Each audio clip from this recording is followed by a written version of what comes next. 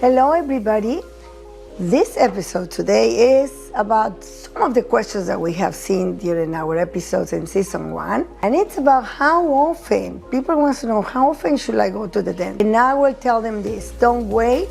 Number 1, don't wait until you have pain. If you have never been in your dentist, which I doubt it, because maybe you never had a problem, still go to your dentist, have x-rays taken.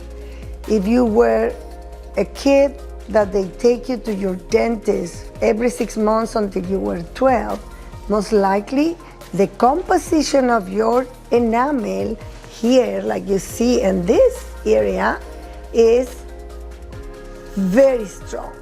Enamel, as you saw before, is composed by enamel, several prisms of enamel, like a little rows of crystals together.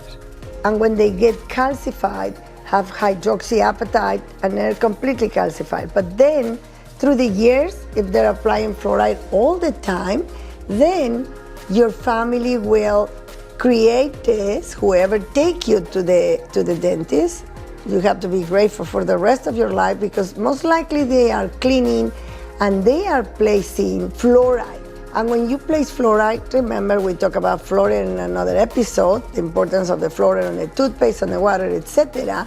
When you do that, this is what happens. This enamel gets converted in fluorapatite. It created a very strong protection against bacteria. And if you are a person who brush and floss every night, if you don't, go back to my chapter number 2 or 3. One is for kids, another one is for adults. On YouTube channel, in my YouTube channel, you will see different chapters. People say, well, I went to YouTube channel. Is one that I'm like looking, throwing their hands at you and saying free dentist. Then you see there's a chapter in English and Spanish, and you can find out the one, how do you brush your teeth correctly. So if you didn't go to the dentist until an adult time, then you have to be sure you don't have decay. What is decay? It's a cavity. It can be a very small cavity on the top of the tooth with a black little point that almost you don't see it maybe, or it can be a bigger cavity like this one. So if you have this cavity, it's because right then you didn't go to your dentist, you didn't floss your teeth every single night, and when this cavity, this bacteria go here, it's a disaster, because now you're gonna need a root canal.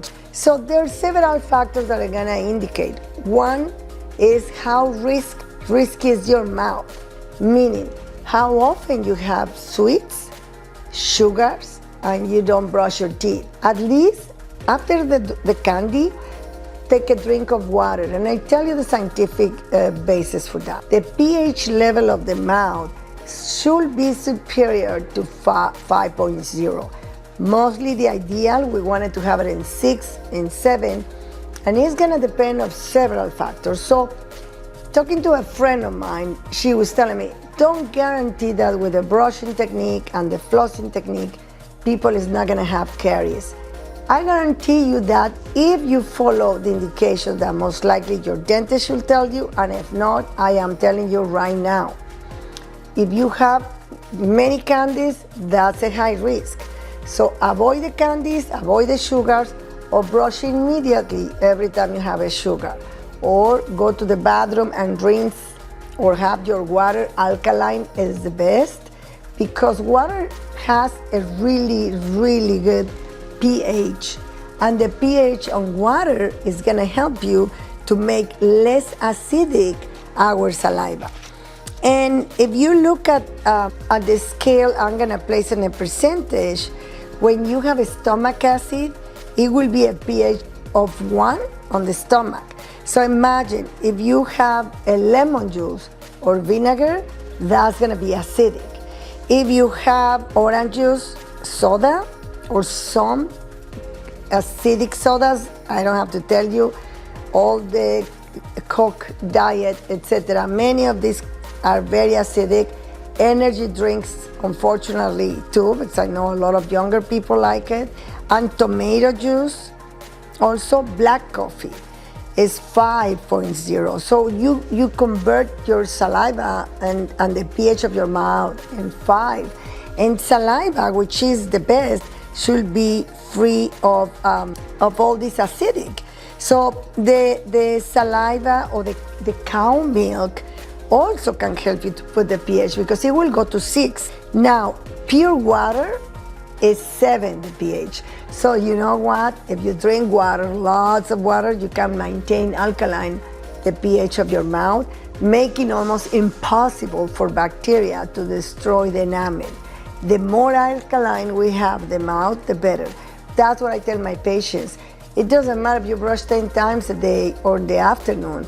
And even if you do the right technique that I gave you in episode 2 and 3, no, what it matters is at night that you're flossing correctly, brushing correctly, and use all the mouth rinses that have a high pH and they have the fluoride that we were talking before. Now, if you use another one to neutralize is with the rinses. You will rinse with the mouth rinses, you will use the pH. Mostly don't choose with alcohol. Baking soda will help you. So if you do a rinse, believe it or not, with baking soda, the pH of your mouth is gonna go to 9. The antacids for people that have acid reflux or gastritis have a pH of 10. So it depends a lot, if you are taking an antacid during the dental and they have rinses of antacid. So you have an antacid, let's say Melox, or anyone to say something, and you do the rinses, the pH of that is 11. And later, soapy water is funny because it's 12. So what can we do? This is environmental, right? So we can control that. This is not like, we don't have money and we cannot control. Or I've been in very poor states in our countries where they don't have water. That is a big problem, but nowadays they can walk and find it closer. It's a very sad situation. So now in America, Europe, and a lot of countries that we have very easy access and they have fluoride, the best is the water. And then the answer to how many times you go, it depends. And if you take care of the pH of your mouth, like I'm telling you, and brush and floss, because at night you're sleeping, your mouth is quiet, the defense mechanism is not working. There's no saliva, there's no moving of the mouth. Therefore, the bacteria have all the chance to reproduce in big families and produce this amount of cavities. They're not gonna do it in one night, but in one night they're gonna destroy the enamel. And then what do? You have to brush very well, these areas have to be hard, and then if you use your mouth rinse with fluoride, all of that is gonna help you. So if you do that, still I will advise you to go every 6 months. Once the dentist see there's no decay, you have to ask your dentist, in 3 years, if you have no decays, no caries, like this, and that we're gonna see now, that means you're very low risk. But if you have a big decay like this, but it's every 3 years that you ever had it before, and from this you learn that you have to take care of your mouth, and you will not let it go like this, then you're a moderate risk, and then you have to go every 6 months, or maybe every 3-4 months if you don't have any plaque. However, if you're brushing and flossing, trust me that you're gonna have a very low risk factor. I will talk later about another topic which is very related to this, how important is your diet, how you have to take care of it if you have a very healthy diet, and between another things, including the use of drugs. The use of drugs is gonna destroy. So believe me, your base is gonna go to your dentist, avoid developing a caries like you see in this X-ray. When you see this black, this is the coronal part, and this is the root. And when a caries hit this patient was in pain for 8 days, and he couldn't have an answer from his dentist. Fortunately, from Mexico City, he was here, he lives here and found me, and I took care of his situation. But avoid to this, to have the idea, go to your dentist first and ask him, how's the pH of my mouth? How do you think how much risk I'm having my teeth? And if your dentist doesn't have an answer, then you're gonna determine. A year later or 6 months later, you have another decay, you're high risk. You don't have caries for 3 years. You are a very low risk, but still I will advise you to go every year. You're moderate 2 times a year. So if you have any comments, any concerns, you can send me a text on Instagram. Follow me on Instagram, Dr. Fanny Yakaman. Subscribe to my channel in YouTube. Follow us on TikTok. Any comments, we appreciate it. Thank you, and I hope you have your answer. Take care.